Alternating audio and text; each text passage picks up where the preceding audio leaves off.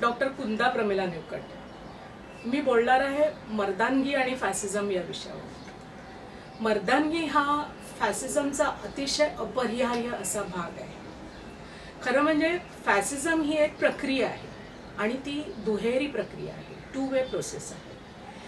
म्हणजे मर्दानगीकडून फॅसिझमकडे जाणारा हा सूक्ष्मातून व्यापकतेकडे जाणारा प्रवास आणि व्यापकतेकडून सूक्ष्माकडे येणारा प्रवास म्हणजे मर्दानगीचं कुटुंबातली जडणघडण। फॅसिझम ही एक विशिष्ट वृत्तीने भारावून गेलेल्या माणसांची अशी एक विचार प्रवृत्ती आहे जी माणसं आपली अमर्याद सत्ता आणि वर्चस्व गाजवण्यासाठी स्वतःच्या पॉवरलेस सत्ताविहीन अवस्थेवर मात करण्यासाठी हुकुमशाहीचा अवलंब करतात, हिंसक आणि हिंस्र बनतात, विशिष्ट प्रतीकांचा ते वापर करत असतात आणि ही प्रतीकं सातत्याने त्यांच्या अस्मितांशी जोडलेली असतात। मर्दानगीच्या कल्पनेला जोडून सत्ता संबंध वेगवेगळ्या संरचनांमध्ये राबवले जातात। या संरचना कोणत्या तर एक म्हणजे पहिलं म्हणजे सैन्य दल, मिलिटरी किंवा स्थानिक पातळीवरची वेगवेगळ्या प्रकारची संरक्षण व्यवस्था।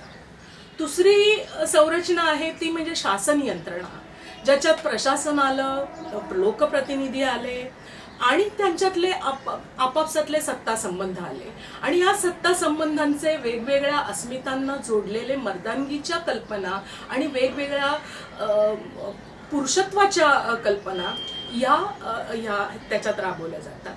तिसरी आणखी एक यंत्रणा आहे ती म्हणजे कॉर्पोरेट्स आणि उद्योग क्षेत्रांच्या भांडवलदारांनी तयार केलेली सत्ता संबंधांची संरचना, ज्याच्यामध्ये वेगवेगळ्या प्रकारे आपलं वर्चस्व टिकवण्यासाठी जे मार्ग वापरता येतील त्या मार्गांचा अवलंब करण्याचा इथे प्रयत्न केला जातो।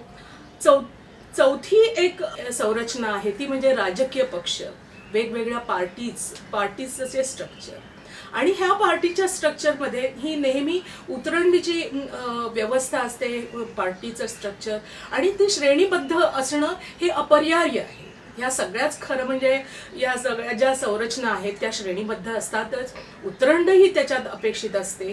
पण पार्टीमधली जी उतरंड जी असते, राजकीय पक्षांच्या रचनेमधली जी उतरंड असते ती न दिसणारी उतरंड असते आणि काही वेळा फसवी उतरंड असते। म्हणजे फसवी समतेची व्याख्या तिथे मांडण्याचा प्रयत्न केला जातो, परंतु एक प्रकारची ती अप्रत्यक्ष उतरंडच असते, ज्या उतरंडीमध्ये खालच्या स्तरावरचा माणूस वरच्या स्तरावर न यावा म्हणून खूप मोठ्या प्रमाणावर प्रयत्न केले जातात। पाचवी एक व्यवस्था जी संरचना जी आहे ती म्हणजे धर्म, जात, वंश आणि वेगवेगळ्या सांस्कृतिक संघटना यांनी तयार केलेली अशी एक उतरंडीची श्रेणीबद्ध अशी रचना असते जी सत्ता संबंध आणि वर्चस्वाच्या प्रयत्नासाठी खूप कार्यरत असते आणि वेगवेगळे मार्ग त्याच्यासाठी अवलंबत असते। आणि जी महत्त्वाची संरचना आहे ती म्हणजे कुटुंब व्यवस्था। विल्यम रिश हे जे जर्मन समाजशास्त्रज्ञ जे आहेत त्यांनी 1942 ते 1950 या काळाचा म्हणजे आणि दुसऱ्या महायुद्धाच्या काळातल्या उदयाला आलेल्या फॅसिझमचा जेव्हा अभ्यास केला आणि मास सायकोलॉजी ऑफ फॅसिझम नावाचं जे पुस्तक लिहिलं त्याच्यामध्ये विल्यम रिश यांनी असं म्हटलंय की फॅसिझमच्या फॅक्टरी म्हणजे मर्दानगीच्या कल्पनेतून घडवणारी पुरुषांची मर्दानगीची कल्पना घडवणारी जी फॅक्टरी आहे ती म्हणजे कुटुंब व्यवस्था आहे।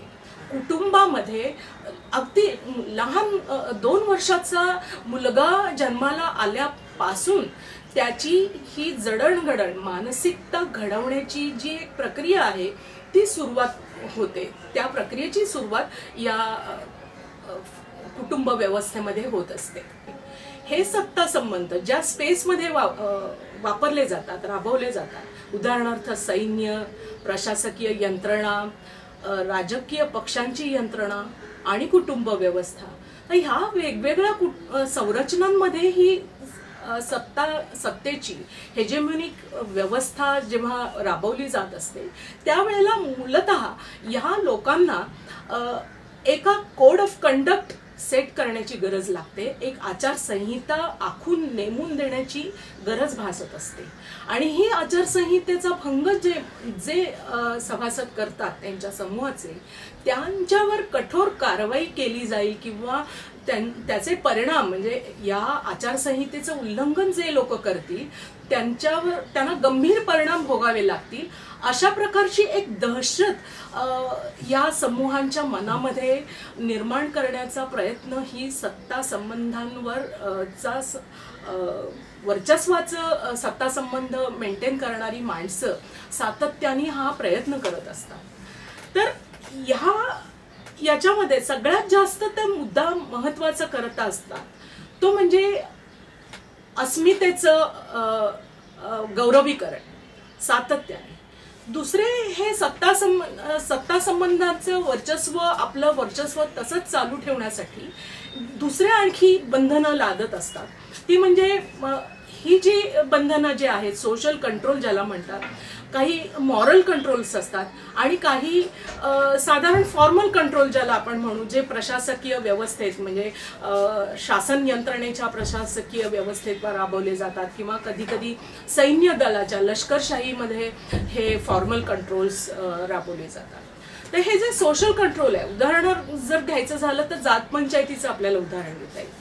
जात पंचायतीमध्ये जे सोशल कंट्रोल, जी बंधनं निर्बंध लादलेले आहेत, त्याचं जर तुम्ही उल्लंघन केलं तर तुम्हाला त्याचे गंभीर परिणाम भोगावे लागतील, अशी एक प्रकारची धमकी आणि दहशत लोकांच्या मनात तयार केल्यामुळे दहशतीखाली लोक वावरतात आणि ह्या सत्तेला कधीही आव्हान देण्याच्या फंदात पडत नाहीत किंवा त्याचा कधी ते प्रयत्नही करत नाहीत.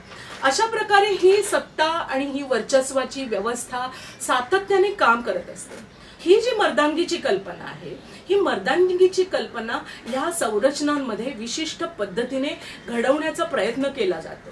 काही जे स्त्रीवादी जे आहेत त्या फ्रॉइडच्याही पुढे जातात आणि त्यांनी ही मर्दांगीची कल्पना नुसतीच लैंगिक संबंधातून जास्त प्रबळ केली जाते असं नव्हे, तर ही समाज घटक जे आहे, कुटुंब व्यवस्था जी आहे, त्या कुटुंब व्यवस्थेमध्ये अतिशय पद्धतशीरपणे घडवली जाते. सामाजिक दृष्ट्या ही मर्दांगीची संकल्पना प्रत्येक पुरुषाच्या मनात त्याच्या जन्मापासूनच्या काळापासून तो तरुण होईपर्यंत, विचारी पुरुष होईपर्यंत ती अतिशय पद्धतशीरपणे घडवली जाते. खरं म्हणजे ज्या प्रशासकीय यंत्रणा असतात किंवा सैन्य दल किंवा लष्करशाहीच्या ज्या संरचना असतात, या संरचनांमध्ये किंवा कॉर्पोरेट सेक्टरमधल्या संरचनेमध्ये सत्ता संबंधांवर किंवा सत्तास्थानी येण्यासाठी लागणारे जे गुणधर्म आहेत त्याला एक गोंडस नाव दिलं जातं, ते म्हणजे लीडरशिप डेव्हलपमेंट. आणि हे लीडरशिप डेव्हलपमेंट स्किल्स ह्या वेगवेगळ्या संरचनांमध्ये अगदी जाणीवपूर्वक शिकवली जातात. तर हे गोंडस नाव ह्या बाकीच्या ज्या संरचना आहेत, कुटुंब व्यवस्थेच्या ज्या संरचना आहेत, त्याच्यात हे गोंडस नाव जरी नसलं तरी हे गुणधर्म मात्र त्याच्यात तपासले जातात. पहिला गुणधर्म म्हणजे एक मोठं पद असलं पाहिजे, वर्चस्वाचं स्थान असलं पाहिजे ज्याच्यात त्याला विशेष अधिकार असतात. दुसरा एक गुणधर्म म्हणजे त्याचा जोखीम पत्करण्याची त्याची हिंमत असायला हवी त्याच्याकडे. तिसरा गुणधर्म त्याचा म्हणजे त्याचं विचार प्रक्रियेवर नियंत्रण करण्याची क्षमता असायला हवी. आणि नुसतं नियंत्रण नव्हे, म्हणजे सामान्य माणसांचं ब्रेन वॉशिंग करून, जसं आनंद करंदीकर म्हणतात, मेंदूधुलाई करून विचारांचं नियंत्रण करता यायला हवं. चौथा एक त्यांचा गुणधर्म असायला हवा तो म्हणजे कुरघोडी करण्याची वृत्ती त्याच्यात असायला हवी. पाचवा एक गुणधर्म त्याचा आहे तो म्हणजे अजेंडा सेटिंग. तो ज्या समूहाचं प्रतिनिधित्व करतोय, ज्या समूहावर तो सत्ता गाजवतोय, त्या समूहाने काय करावं आणि कोणता कार्यक्रम पुढे घ्यावा किंवा एखाद्या समूहाचं मनोबळ वाढवण्यासाठी त्यांना कोणता कार्यक्रम द्यायला हवा, अशा प्रकारचं वेगळं अजेंडा सेटिंग करण्याची क्षमता त्या माणसाकडे असायला हवी. सातवं त्याचं एक गुणवैशिष्ट्य म्हणजे विनिमय व्यवहार म्हणजे जो त्या संरचनेचा किंवा समूहाचा जो एक विनिमय एक व्यवहार आहे का, जो वागणं बोलणं आहे, कोणी काय करावं, कोणी कसं वागावं, काय करावं याच्यावर त्याचं नियंत्रण असायला हवं. विनिमय व्यवहाराची त्याने आखणी करायला हवी. आचारसंहिता, कोड ऑफ कंडक्ट तो आखून देत असतो. आठवं वैशिष्ट्य त्यांचं म्हणजे अस्मितेचं गौरवीकरण, जे आपण सातत्याने आता पाहत आहोत.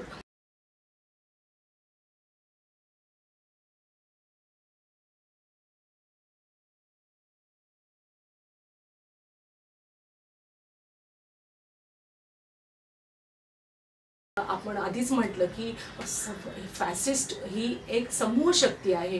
ती एका व्यक्ती म्हणजे हिटलरच्या रूपात जरी ती व्यक्त होत असली तरी ती एक समूह शक्ती आहे. आणि ही समूह शक्ती अशा प्रकारे झुंडीने वावरायला लागते. आणि ह्या सगळ्या मर्दानगीच्या आणि पुरुषार्थाच्या सगळ्या कल्पना, हे सगळे गुणधर्म स्वतःच्या अंगी वागवून आणि ते त्याचे अभिव्यक्ती करत असते. तर मला असं वाटतं की जर पुरुषांना जर त्यांच्या हिंसेच्या कारणाचा जर शोध घ्यायला हवा असेल, पुरुषांनी शोध घ्यायला हवा असेल, तर त्यांना त्यांच्या डोक्यात बसलेल्या अगदी खोलवर रुजलेल्या ज्या मर्दानगीच्या संकल्पना आहेत त्या उकरून काढायला हव्यात आणि त्या मर्दानगीच्या संकल्पनांकडे निरखून बघायला हवं. आणि आपण जर तशा मर्दानगीच्या संकल्पना वागवत असू, आपल्या व्यक्तिमत्वात जर त्या तशा असेल तर त्याचा आत्मशोध घ्यायला हवा असं आम्हा स्त्रीवादी चळवळीला वाटतं. धन्यवाद.